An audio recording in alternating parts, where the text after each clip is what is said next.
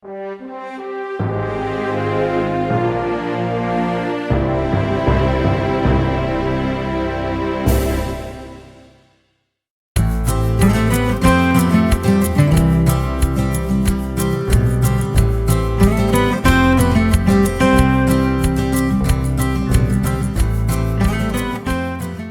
their business expertise and through their background in business creation, finance, investment, and we're so happy to have them here today. Gloria Maseko, who I personally work with as an intern, is the founder and CEO of Silicon Valley Advantage, a technology and life sciences startup accelerator. She helps out so many different companies and different Assyrian-owned companies that through her are able to get funding and through her are able to get resources that can help them grow their business and help them succeed. And it's a great example of how Assyrians can help other Assyrians and help our community grow in the world of finance. And we're so happy to have you here today. Dr. Ron Michael has personally worked with Assyrian advisors, which he's currently the vice president of, has founded several companies in the past, with venture capitalists, and has a background as a neurological surgeon. We're very proud to have him here today. Martin Umaron, the former president of AANF, has worked extensively with Federation and other Assyrian organizations to forward our cause. He currently has a background in investments in private equity, and he's the vice president of an organization called Lotus Domain, which focuses on private equity, focuses on investments. And last but not least, Nora Lacey, who has worked extensively in past years to forward Assyrian causes, has donated to create an Assyrian studies program at UC Berkeley in the past, which as a student at UC Berkeley, I was really proud to be able to say that. Is a founder of Assyrian Arts Institute, which has had several events throughout the past week. We had a networking mixer yesterday, and so many other events with great Assyrian sculptors and artists present. She is a former biotech executive and founded a company called Cellmark, and she's worked extensively to help with her business expertise to forward Assyrian causes and forward the Assyrian community, and we're very grateful to have her here today. We're grateful for all of our panelists, and we thank you all for coming today. And so without further ado, I'll let the panelists take place. Okay. Thank you. Thank you, Alex. Can everybody hear me okay?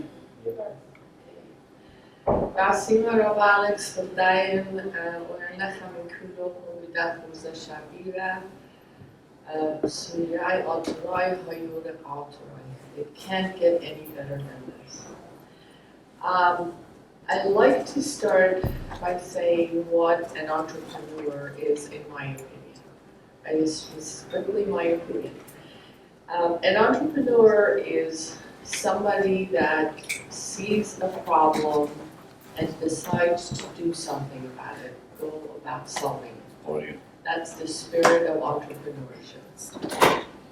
And an entrepreneur is somebody that wants to make a difference. They don't just kind of let life pass them by. They see a problem, they want to take action. And they believe that they can make a difference. That's huge, right? So examples of entrepreneurs, plenty of them sitting in this room. Brunel, who I don't see him here, saw a need for Assyrian professionals to connect, and they accomplished Assyrian professionals helping the youngest ones. So he started Assyrian advisors. Nora, as you just heard, a similar thing. She decided to bring Assyrians up in the world through art and Assyrian art. And Martin and Ron Michael and many of you sitting here.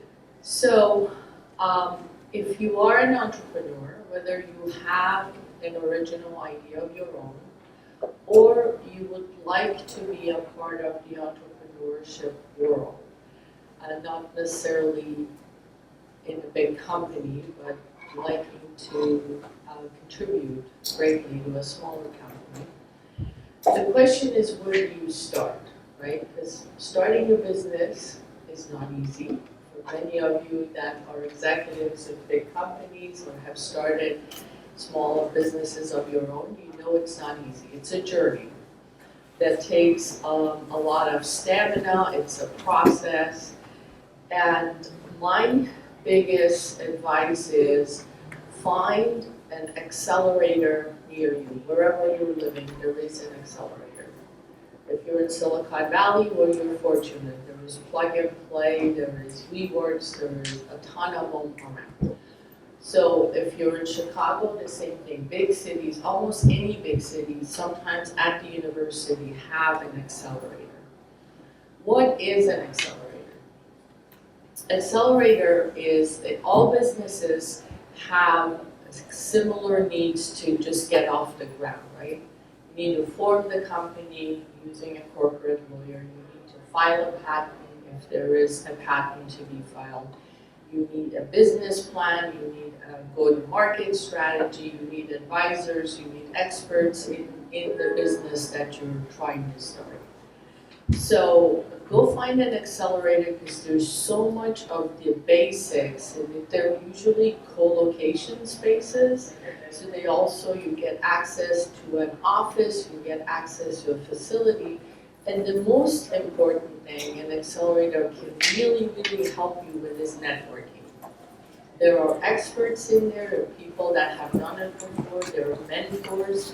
In several of our sessions in the past few days, everybody has talked about mentors and how critical it is to have mentors around you to get anything started.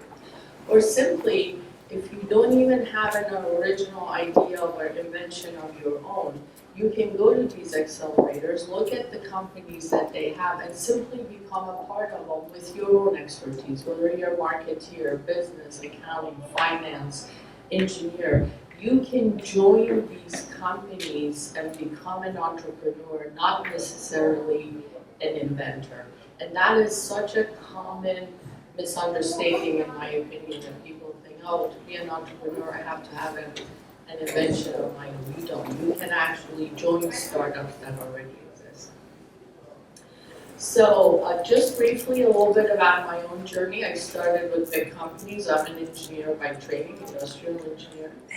And after working for big companies, learning a lot from structure, the things I did not like politics of a big organization, I decided I need to take my life into my own hands and chart my own path, right? Big companies are great for some people, they just were not my cup of tea.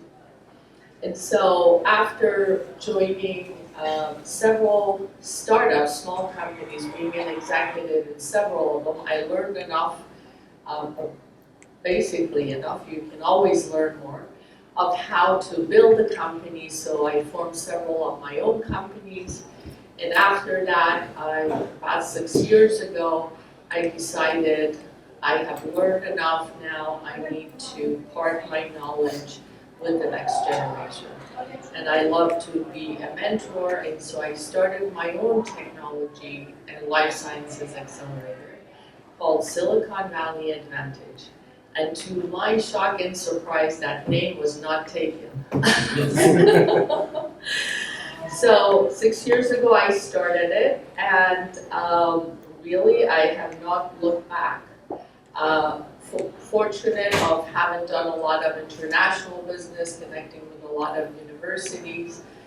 We bring about, or we look at about 100 new technology and life sciences startups a year. 100 of them just from Taiwan, because we have an agreement with the Ministry of Science and Technology of Taiwan, and they've become a second Silicon Valley, really, in Taipei there. About 50 or so companies we look at from Canada. They have a very strong life sciences, drug development, medical devices, artificial intelligence for healthcare services, which is why I keep asking Elmer that you need to join our advisory board. Not to pick on anybody. We have another document next to you. He's been a part of it, Fair or enough. there you go. He's a perfect example. Robert Kurokian actually helped me with one of the first companies from Taiwan that joined our accelerator called Flat Medical, and Robert can tell you a lot about that spinal injection device, right? Ron Michael has helped us with quite a number of companies. Anyway, make a long story short, we have at any given time into our program about 20 to 25 companies that we select every year, and I have, through Assyrian advisors, and amazing young people like Alex and Brunil. For each one of them, when we need an expertise, whether it's engineers, semiconductor, is software, is hardware, is a medical expertise, I simply go to them, and I'm yet to have asked for an expertise that they have not found through Assyrian advisors. It's truly amazing. So this is why I was making the factual statement yesterday. By giving, you get so much back. Assyrian advisors think that I give a lot to them by advising them and being a mentor. I've gotten 100 times back with my business and the help that they give me. And that's just how the world works. The more you give, the more you receive. So I'm very proud to also say we have 2 Assyrian-founded companies in our program.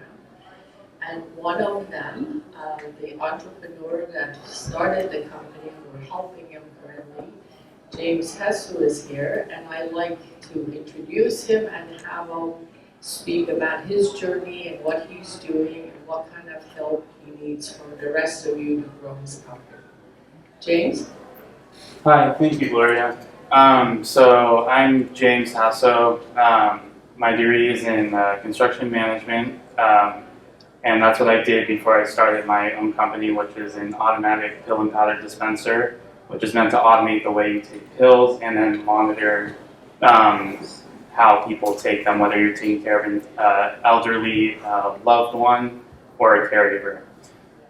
So how the machine works effectively is you would assign each of the containers a different pill type or supplement, and then from there you program in the app when to take them, whether it's like 6 in the morning, noon, or something like that. And then you could dispense it at that point, and then you monitor it. So like if you were, let's say, monitoring a mother, then you could see all the transactions occurring that between them, or if they're in a home or something like that. So I got into contact with SVA through another Assyrian actually, so bringing back to Gloria's point on that. Yeah, so it's great. Yeah, thank you. Thank you, James. So we helped James form his company. We helped him form his company. It's really important to form your company correctly. You cannot have 20 founders and 2,000 investors that each have given you $1 apiece. The investors don't look nicely upon these kinds of mistakes. That's why, again, I say it's really important to go to any accelerator that will help you set yourself up correctly. We have a number of advisors that are helping James build his product. Our big team of engineers in Finland, we get advice from them for him. A go-to-market strategy, we've connected them with Logistics, which is a big company for distribution to privately owned 5,500 pharmacies in the country. And he's still on his journey. Funding is always a big challenge. We've helped him put his business plan together, his pitch deck, and his elevator speech that he just did so beautiful. Less than a minute.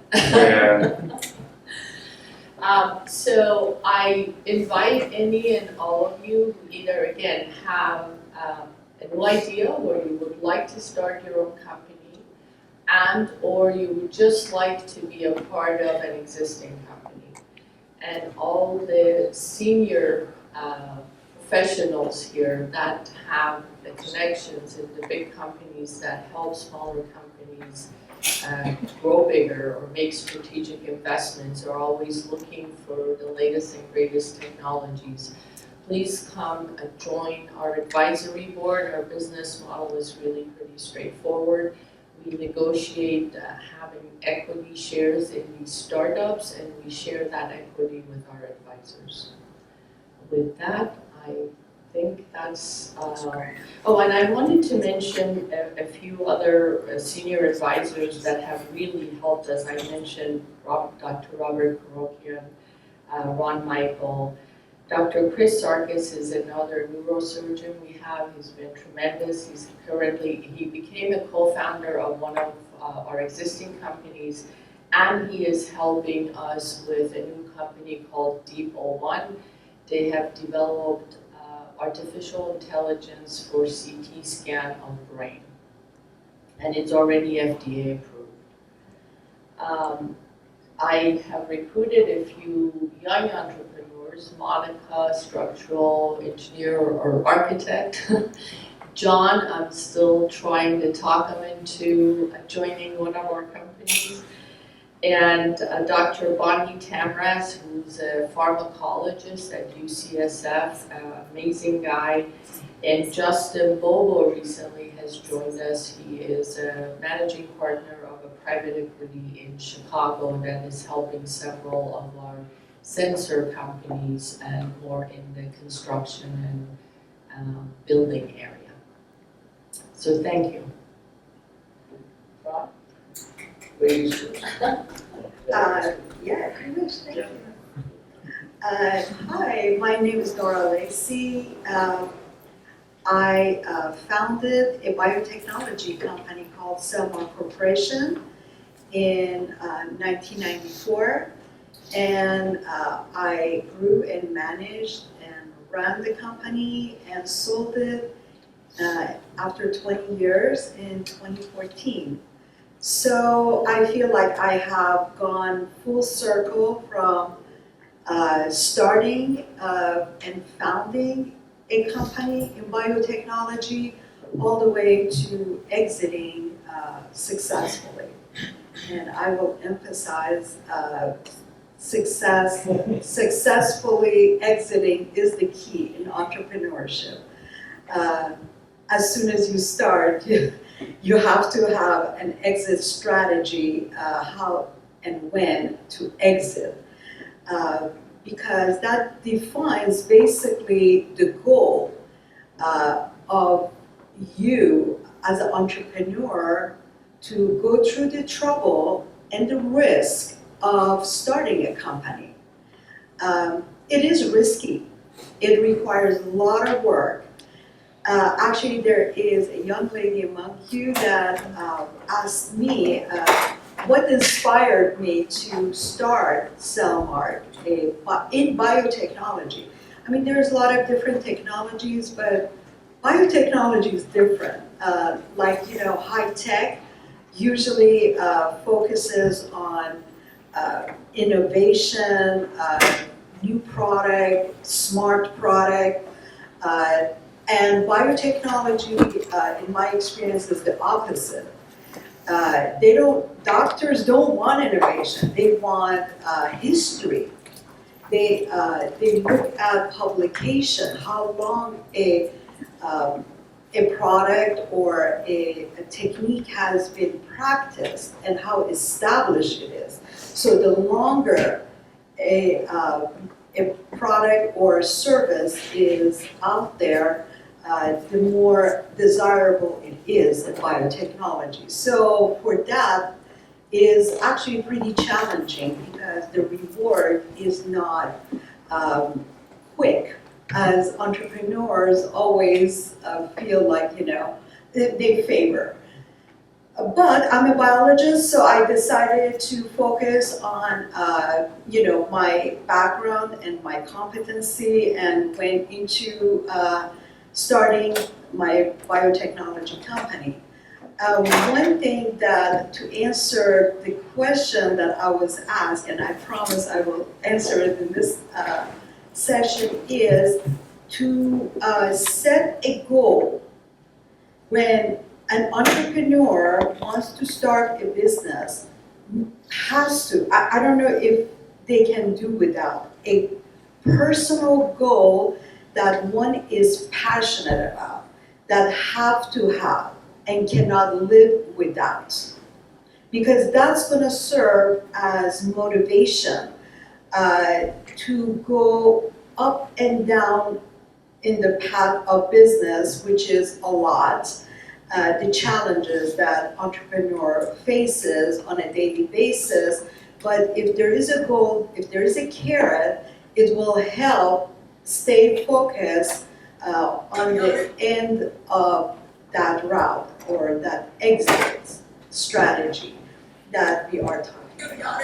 So make sure, if you want to be an entrepreneur and if you are an entrepreneur, have this very defined goal that you're passionate about, something that you cannot live without, and that is going to help you stay in business when things are not as smooth, which usually is not very smooth for most of the time. So that is one of my advice, is that. And then, of course, you have to be a risk taker.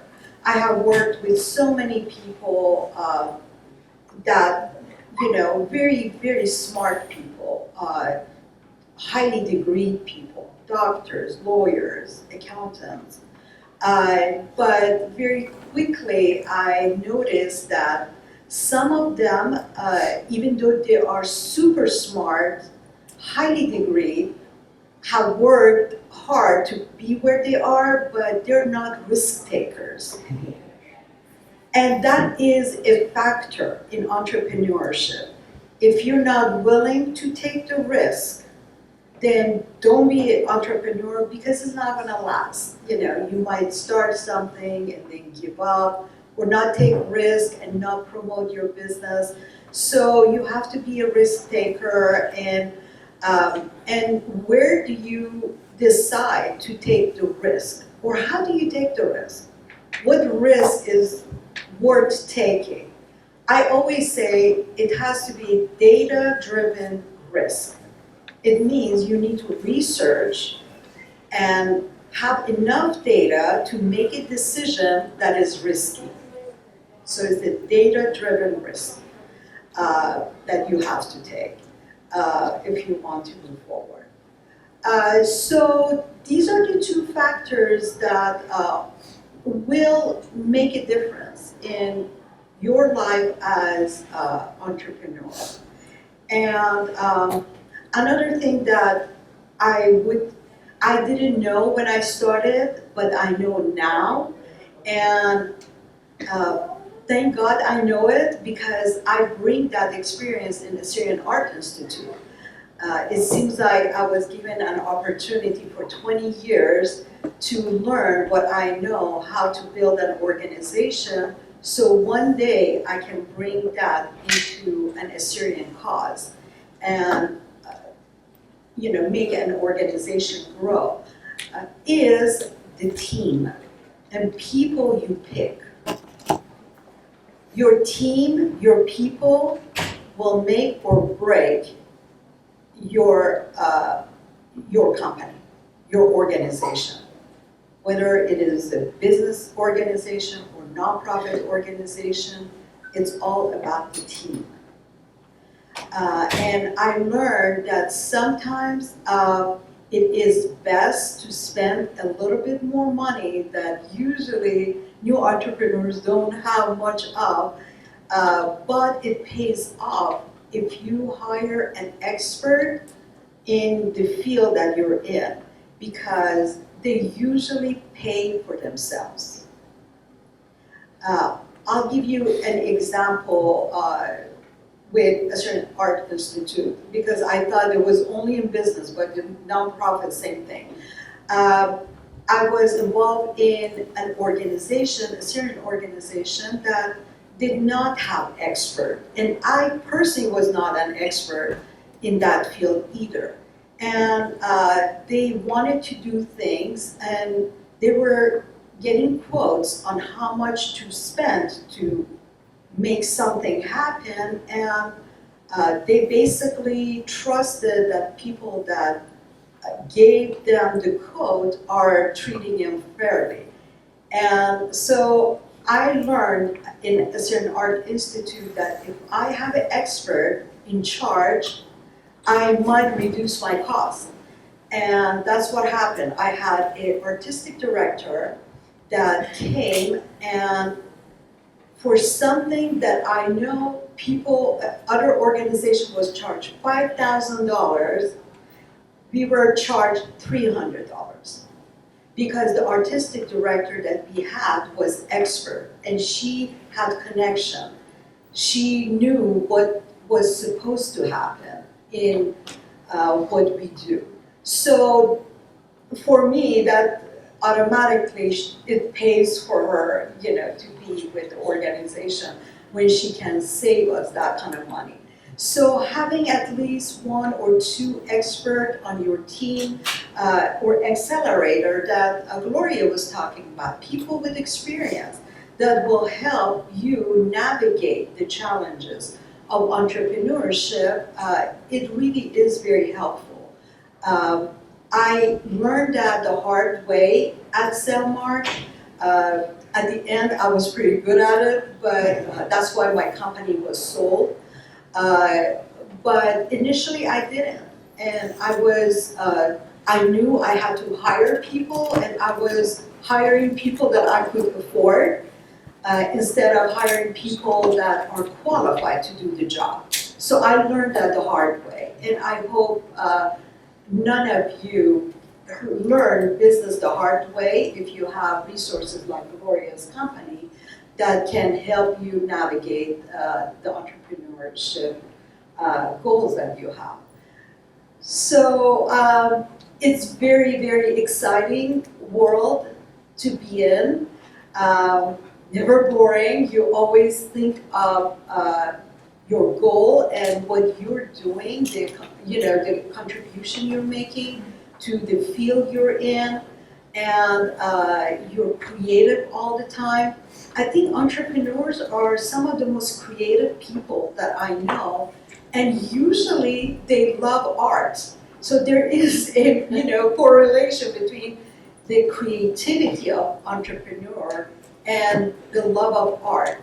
And it has nothing to do with entrepreneurs can afford art. No, it is the creativity that brings them together, and they find a place to connect. Because we just love creative people. We love thinking outside the box, and that goes with business and nonprofit both the same way.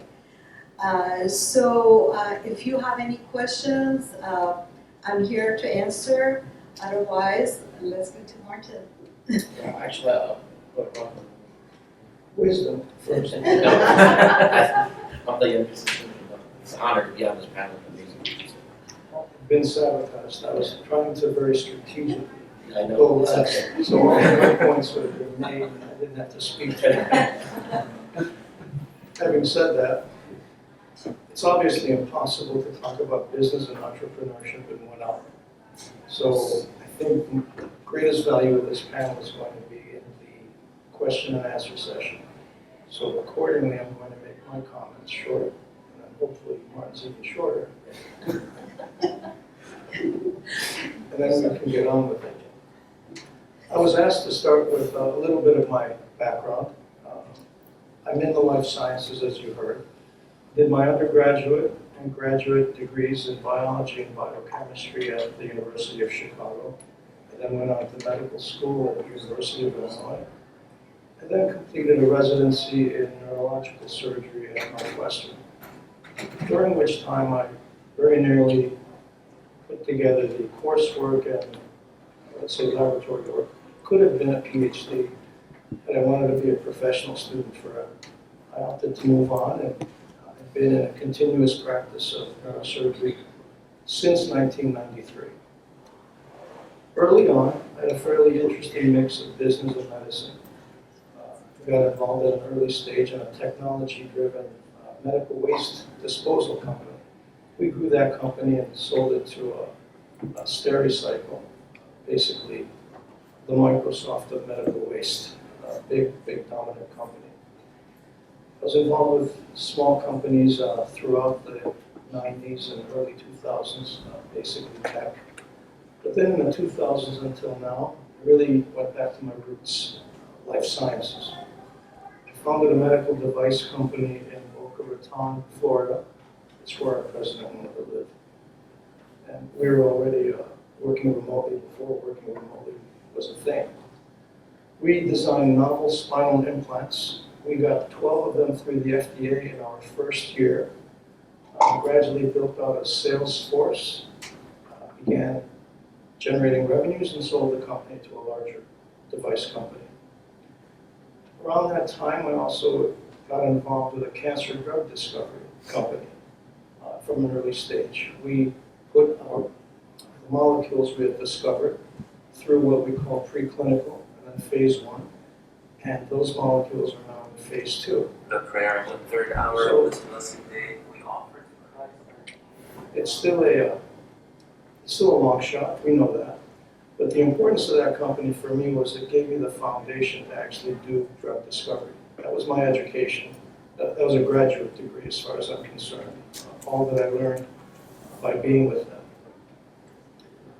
What I'm currently doing, well, and then of course, as Gloria has alluded, I was part of SVA for a time.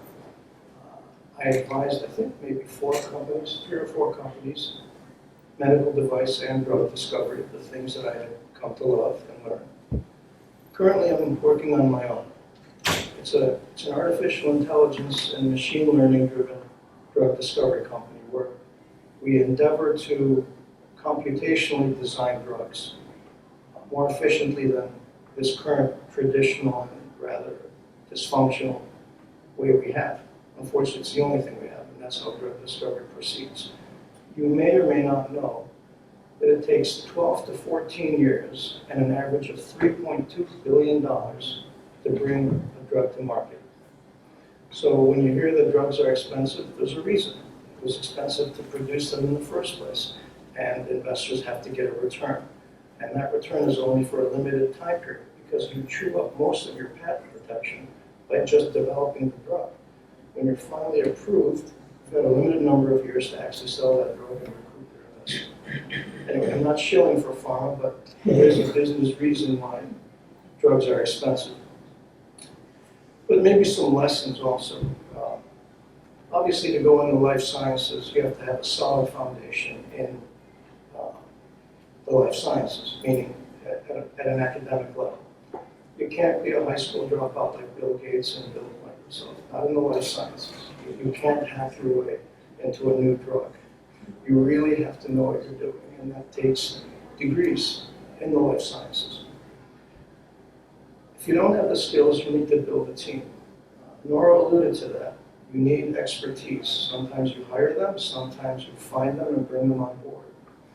The team is important for two reasons. One, it helps you to be successful. You need good people. But just as importantly, you want to be able to attract investors. And investors are going to scrutinize the team. There's a saying in venture capital and startup investing, I'd much rather invest in a B idea in an A team rather than an A idea with a B team. Companies have problems. You need the team to be bright enough and resourceful enough to navigate through them. So the team is critical. So I've talked a little bit about the entrepreneur side. Going back then to the venture capital side,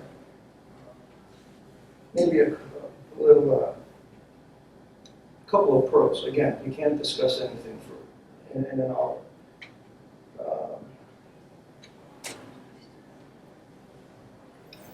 You need to be able to evaluate the business idea. If you can't, you need to be able to hire people to do the critical due diligence for you. Or You can go with your gut and waive due diligence, and you're really, at that point, just gambling. You can't just accept at face value what the entrepreneur tells you. Has anyone ever seen a business plan where you're not gonna hit it out of the park? No. You get 90% of them fail. So the business plan is always spectacular. I mean, always. But the trick is execution, and that's going to, again, depend on your own knowledge of the space that you're about to invest in, and the team, and the resourcefulness and the intelligence, quite honestly, of that team. So I think I'll wrap it up and allow our very wise friend to continue. Thank you. Sean, thank you for the opportunity because it's so important. As Nora said, and Gloria, my presidency just ended last year, and it was an honor to be on the panel and sit now and talk about my background in business and investment. For over 25 years, I've been in financial services. Started way back in banking when I was going to school, while working full time, helping my parents' business when we were in 14, so I understood what entrepreneurship and small businesses were in Chicago. And then went ahead and started, got my Series 7 in 1999 on fintech, when the first startup went prior to the tech bubble, when online trading was big and everybody was trading. And it was just like the crypto markets and digital currency markets right now, people are excited. It was an exciting time with technology and the internet and so forth. So got my Series 7, started trading, became an advisor, worked in those fields and in the public markets for over 23 of those years, 24 to be exact. This past year I went and shifted to private markets. In the public markets, as you guys see with the markets, the volatility, investing in S&P 500, it's always a better return over time historically than investing in individual stocks, but you got to pick the right stocks or have the right advisor, right? It's also a team. So that's important. And if you don't have a financial advisor, you're definitely encouraged to work one because it's good for estate planning and planning for as you in different stages of life, be it younger and if you start investing at a young age, you could be a millionaire by 30 years down the road if you continue to invest over time as compounding growth. Shifted to private markets, and what I'm doing now is amazing because of the digital transformation. After COVID, you saw the influx of people going to remote work, and technology is touching everything we do. It's involved everything around our lives revolves around technology, life sciences, drug discovery, and so on. Machine learning AI, Dr. Joe Denali alluded to yesterday. It's important, predictable analytics, climate. There's so many different technologies that are relying on machine learning and AI. So the most important part is that when we're investing and looking on companies, what we do at Lotus Domain is an enterprise software focused on software, B2B, business to business, and in the SaaS market, which is subscription as a service, and platform as a service, development ops, and be it companies' cloud integrations and cloud security, be it cybersecurity, be it automated internet services, and there's so many verticals related to it. And for us, it is one of the engineers and one of the great companies out there doing amazing things in the future of driving automation. And AI is involved in that, sensors and everything. But the big part is that we buy companies that are 3 million, have 3 million to 10 million ARR, more mature, not in the early VC stage, because a lot of them fail. And so what we do is we look for companies that are already generating revenue, but maybe they have sticky technologies, good customers, but they can't scale because of team or inefficiencies or because they're just bootstrapped, they've been investing on their own and never taking money from outside, just doing what they can and growing it. And there's a lot of people, actually a few people in this convention that have done that with their companies, and from 0 to 25 million in revenue, from 0 to 50 million in revenue that are Assyrian owned businesses in engineering and business services. And so they are here. And it's important to invest. And so now, and that's what we do. I'm excited to be a part of the team. And for 17 years, my previous firm, Chicago, I was always we were not, other than the owners, we were just workers, right? Helping others make money, even though we're getting paid, but never as an entrepreneur or as your own. So I'm excited to say that I launched in 2020, but my company that is going to have its own fund that's going to give back to our community and other communities will be launched at the end of this year called Ninvest. It's Invest in with Purpose with Ninvest. So it's called Ninvest, Investing. And what we're doing is it's going to be a multi-strategy investing in different SPVs, which are special purpose vehicles for investments in different investments like software, like real estate, and so many more that give you a better return than the public markets. A lot of people don't know this. Private markets have, and you can Google this, search, private markets have outperformed public markets year over year. And that's the truth. And Nora can tell you when she built her company and then she got a successful exit, and that's a goal with our companies. And we've had a few exits as well. And so that's big, and I'm proud to say for our community and building for us and tying it in as the president of the Federation, building our success and how much we can to invest in ourselves, in our companies, that we also have to give back to our community by, so what we're doing is 10% of what we make will be going back into investment into our communities and all the nonprofits that are for the benefit of everybody. So I'll leave it at that and leave for question and answer. But again, I want to thank you for coming, and I want to thank the Assyrian Arts Institute and Silicon Valley Advantage and Assyrian Advisors for building the Federation. Since 2012, we started education, we created something out there, and it's built so long, and I'm happy and I'm excited. And I want to thank the Assyrian Advisor, Dr. Joe Ganavi, who's a cardiologist father and a husband that's trying, we take from our time to build these programs, and we're always looking for volunteers and always looking for people to help. There's associations, affiliation that but I thank you.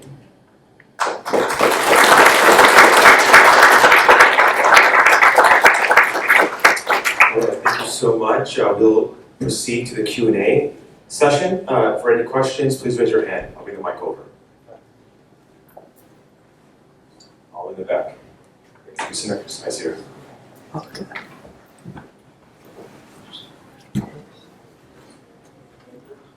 I don't think I got your name, the lady on the left.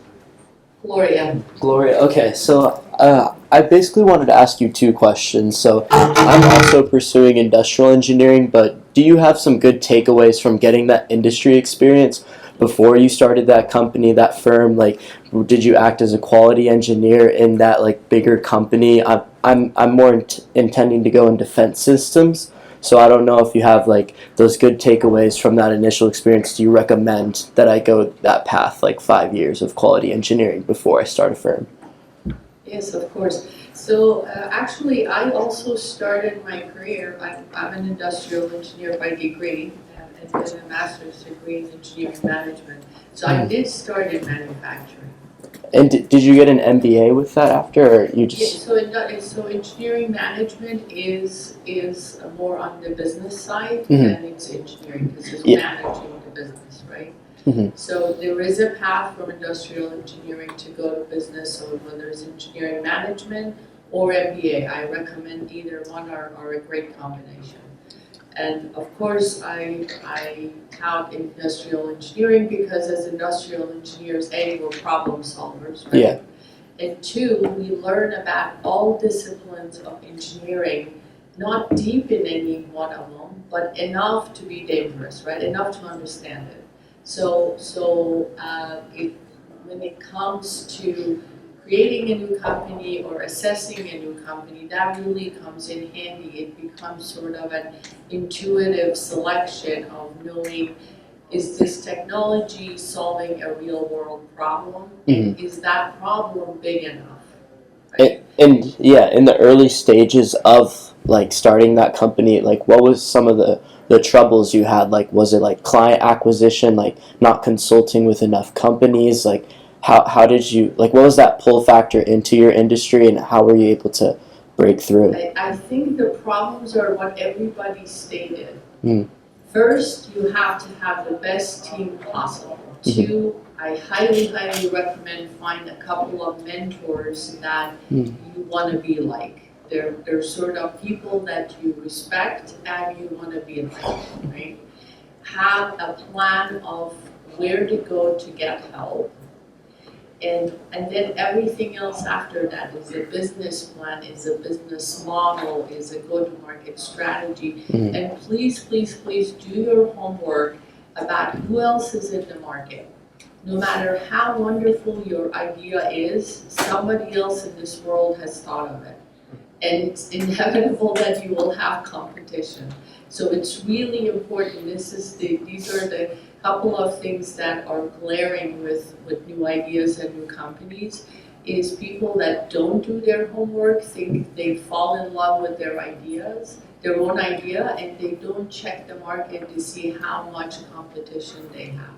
So in total for like all you guys, do you guys see a big value in like brand development and like trying to have that unique proposition in your industry? Like, have you guys had that like ever wake up call where you're like, maybe I need to become more credible and like market my company more? Absolutely. Brand development is particularly important if your business is direct to consumer, right? Okay. You want the general public to know about it. If it's B2B, it's still important, not as critical. But one way to get brand development is to tie yourself into a bigger company, because it's very expensive and very difficult to build a brand from scratch. Yeah. But if you partner, what I call strategic partnership, with bigger companies, they help you get there. They help because they have the marketing channels, they have the resources, they have the access to the market. So that strategic partnership at the beginning of your business and identifying who these strategic partners could be. They potentially bring investment to the company, right? Because if your technology or your drug or whatever it is you're doing is of interest to them, then they will invest in the company, typically they do, and they help pull you up in the world. So including brand, including market channels, they just have the distribution channels if it's a product, or even software, you need a distribution channel. So whatever it is, the strategic partnerships are really critical to get your brand out there. But with that, I can just add, like we have a strategic advisory board that looks at companies, reviews them before we even make a decision to buy them. And that is, they look at the product, the software, and make sure that it is something that they would buy for their companies before we do that. And the C-suite level executives that make that decision to help us make that. So your board is important. It's about the team, and that's you have to provide the competitive advantage. What is the competitive advantage that you bring to the table? Thank you guys. We've got to keep moving here, but Gloria, Ron, Martin, and Nora, thank you guys for coming. All of you guys have worked extremely hard to give back to our nation. We're very thankful to have you. We're actually blessed to have you guys. Thank you for all the hard work you guys do. And giving back. And I think this is like a terrific example for all of us of like what we can achieve. So Joe and I specifically wanted to invite these folks for all of you guys to see. Obviously speak to them afterwards, but as of now, I mean, just look at what kind of a series we have. It's amazing. So thank you all. A quick round of applause.